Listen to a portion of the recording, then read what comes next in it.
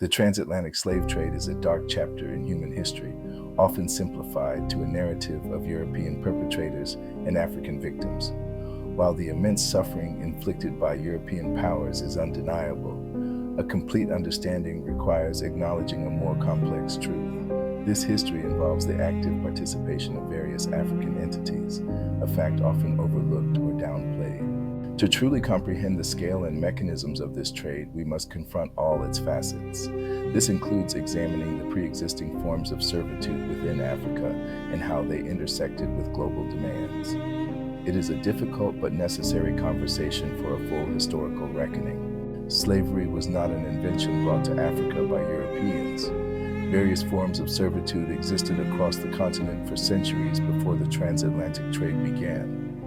These systems often differed significantly from the chattel slavery that developed in the Americas. In many African societies, enslaved people might be prisoners of war, debtors, or criminals. Their status could be fluid, sometimes allowing for integration into families or even upward mobility. This was distinct from the dehumanizing, hereditary chattel slavery of the New World. Long before European ships arrived, extensive slave trades operated out of Africa. The trans-Saharan trade, for instance, moved millions of enslaved people northward across the desert for over a millennium. They were destined for North Africa, the Middle East, and beyond. Similarly, the Indian Ocean slave trade saw Africans transported eastward to Arabia, Persia, India, and even China. These ancient networks demonstrate that the practice of enslaving and trading people was deeply embedded in regional economies. African rulers and merchants were key players in these established routes. When European powers began exploring the West African coast in the 15th century, they encountered existing, sophisticated trade networks. Initially, they sought gold, spices, and other commodities. However, the burgeoning demand for labor in the Americas soon shifted their focus.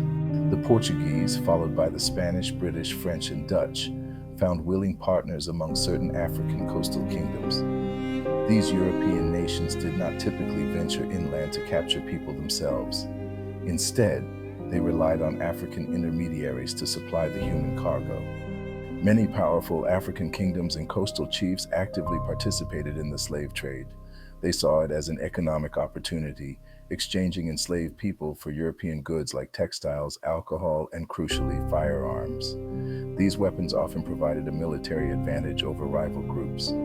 Rulers like the King of Dahomey or the Ashanti Empire built significant wealth and power through this trade. They organized raids, waged wars specifically to capture people, and established elaborate systems for transporting captives to coastal trading posts.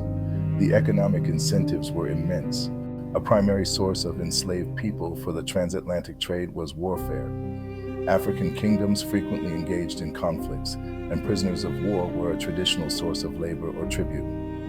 The European demand for enslaved people intensified these conflicts. Raids specifically for the purpose of capturing individuals became more common. Communities were destabilized, and the cycle of violence perpetuated itself.